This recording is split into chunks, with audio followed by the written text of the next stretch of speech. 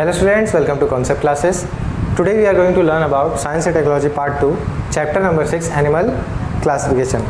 First of all, let us see about the criteria and the types in which the living organisms are divided in. And these types, for example, let us start with prokaryotic and eukaryotic. Okay, living organisms are mainly divided into two types, either prokaryotic or eukaryotic. And the criteria on which these two categories, particularly these two categories are divided are very simple.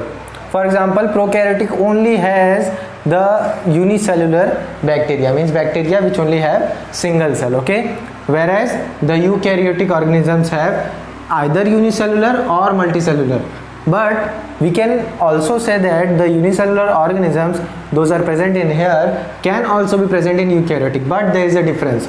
The unicellular bacteria or organisms which are present in prokaryotic are only from kingdom Monera. Okay, means unicellular bacteria's kingdom. Okay, now for eukaryotic there are two types of organism in it, unicellular or multicellular. Now unicellular only has one particular kingdom, which is kingdom Protista. Okay, now we will learn about these kingdoms more in detail in the next videos and the videos following by that. Okay, now let us see about multicellular organisms. Multicellular organisms have two types of organisms in which either the cell wall is present or absent. Okay, now in absent case there is only one organisms. Okay, one living organisms, and that is also included in kingdom Animalia. Okay, now cell wall is present in two types of different organisms, either plant or fungi. Now plant belong to the kingdom Plantae and fungi belong to the kingdom Fungi. Now this whole thing is divided on characteristics of different types of organisms. Now these characteristics are particularly similar which organisms belong in similar group. For example, if you take Protista, then all the organisms in kingdom Protista have similar characteristics, 3 or more similar characteristics, and same goes on for the other groups as well. Each and every group in this list or in this table have organisms which share specific characteristics. Okay, now those are the criteria on which we divide them into different classes, because there are too many of organisms on earth, so we can't remember all of their names. Okay, so to make it very clear and easy, we divide them into particular groups and call out them. Okay, now let us see our next paragraph. You must be looking varieties of animals around you. Some animals are too small, whereas some are too big. Some animals are terrestrial, whereas some are aquatic. Some animals crawl on land, some swim in water, whereas some fly in air. Some animals have scales on skins, whereas some have feathers or hairs. In this way, there is a huge diversity, means differences among the characteristics of animals too. According to the recent studies, estimated number of animal species on earth is approximately 7 million. 1 million is equals to 10 lakhs, then 7 million is equals to 70 lakh species of animals. Okay, now this is a very huge number, so we can't remember each and every one of them. So basically, to simplify the process of identifying the specific organism, we have created different types of tables, or we can say kingdoms. It is impossible to study each and every species. However, if groups and subgroups of animals are formed depending upon the similarities and differences, it will make it very easy to study such a vast variety of animals, and that's why we have simplified the process. It's not too much to be taking in. Now let us see page number 62. There is given a particular paragraph, history of animal classification. Now let's see what is given in there. Time to time, different scientists have tried to classify the animals. Greek philosopher Aristotle was the first to perform the animal classification. Aristotle was also known as the father of the biology. Aristotle classified the animals according to the criteria like body size, habits, and habitats. Okay, now the first scientist who ever classified the organisms based the criteria on body size, bodies, and habitats.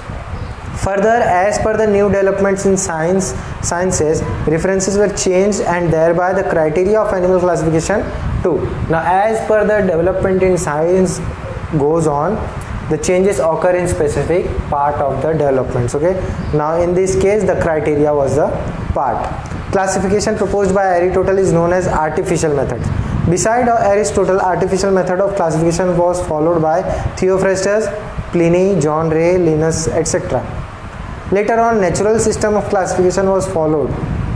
Natural system of classification was based on various criteria like body organization, types of cells, chromosomes, biochemical properties, etc. Now these were all due to the advanced technological development. Okay, by the time system of classification based on evolution was also brought into practice, it was used by Dobzhansky and Mayer. Recently Carl Woese has also proposed the animal classification. Now these were the scientists who continuously researched and studied about the different types of organisms and criteria on which we can classify them into different groups. Now let us move on to the next part, traditional method of animal classification. Now traditional method is very well known method all across the globe. Most of the nations and academies follow up this route to study about the organisms. Traditionally, depending upon presence or absence of the notochord. Notochord, we can simply call it as spinal cord. Okay, the bone which connects our brain to the back of our body. The animal kingdom has been divided into two groups, non-chordates and chordates. Now non-chordates have specific characteristics and chordates have specific characteristics. Now let's see which are those characteristics. Non-chordates. Characters of non-chordates animals are as follows. First, body is not supported by rod-like notochord. There is absentee of notochord, means notochord is absent. Pharyngeal gill slits are absent. Respiratory system, lungs, which we call lungs, are absent. Nerve cord means the nerve system or cord, if present, it is on ventral side, it is solid and paired. Now if nerve cord is present, it is on front side of the body and it is solid and paired. Heart if present, it is on dorsal side. Heart is on dorsal side if present. Okay, now this is conditioned. Now let's move on to the chordates. Characters of chordates are as follows. Body is supported by notochord. Notochord is present. Pharyngeal gill slits are present for respiration, means lungs are present. Nerve cord is present on dorsal side of the body, means back side of the body, and it is also hollow. Hollow means they have particular gaps in between. Heart is present on the ventral side of the body. Heart is present on the front side of the body. Now if we look closely, the characters of chordates simply match humans and most of the animals. So we can say that we belong to the class chordate. Okay. Now the amount of oxygen level is less in water as compared with in air. Okay. So that's why the lungs differ. This is particularly not related to the topic, but still I will give you this information. The oxygen amount in the water is less than in the air. Therefore the organisms which reside in water have pharyngeal gill slits, okay, so that they can absorb most of the oxygen given to them by the water. Okay. Now let's move on to the next kingdom Animalia. This is a table. Let's see it. Now a table will be presented on a screen. Now let's follow the table. First of all, there is kingdom Animalia, which is divided into two classes, subkingdom non-chordates and subkingdom chordates. Now subkingdom non-chordates, where the notochord is absent. It has 10 phylums starting from Protozoa, Porifera, Cnidaria, Platyhelminthes, Aschelminthes, Annelida, Arthropoda, Mollusca, Echinodermata and Hemichordata. Now 2 and 3 important points are to be noted in these phylums. First of all, Protozoa is immature. Okay, you can say that the organisms in the criteria of Protozoa are immature bacteria. Okay, and Arthropoda is the biggest phylum, as well as Hemichordata is the link between non-chordates and subkingdom chordates, because there is a half notochord present and half absent. It is a bit complicated, but when the part comes I will explain it in detail. Okay, now let's move on to the subkingdom chordates, which has phylum Chordata. There are three subphylum: Urochordata, Cephalochordata and Vertebrata. Now Vertebrata has 6 classes: Cyclostomata, Pisces, Amphibilia, Reptilia, Aves and Mammalia. Okay, now these 6 classes, one of which we belong to. Okay, Now these were the subkingdom non-chordates and subkingdom chordates. Now let's move on to the next paragraph. Okay, now which is the next paragraph? Page number 63. This system of animal classification was in practice till now. Now the subkingdom non-chordate and subkingdom chordate was the criteria on which we divided organisms and studied till now. Now let's see. However, nowadays new system of classification is followed. We will study this new system of animal classification in brief. At present, according to the 5 kingdom classification system of Robert Whittaker, all multicellular animals are included in kingdom Animalia. This system of classification is based upon some criteria like body organization, body symmetry, body cavity, germinal layers, segmentation, etc. Now these are the particular criteria. I can give you a little detail about them in this video. For example, body organization means where is the body parts present in the organisms. Okay, specific locations of the organs of different organisms. If they match their location, then they are in the similar criteria.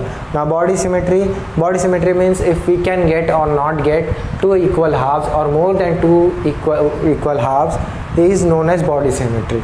Body cavity means empty spaces inside the body on the specific locations. Germinal layers are layers like diploblastic and triploblastic, endoderm, ectoderm, and dead layer, mesoderm. Okay, now these are the layers which are applied on the different types of organisms, and if they have 2 germ layers or 3 germ layers, that is different. Okay, now segmentation is the criteria in which we cut the body parts into at specific distances and we get equal body parts. Okay, or we do not get equal parts. Now this was the introduction of the chapter 6 of your Science and Technology Part 2, Animal Classification. In the next chapter we will study about criteria for new system classification. So this was it for this chapter. If you like this video, like and share and subscribe. Thanks for watching.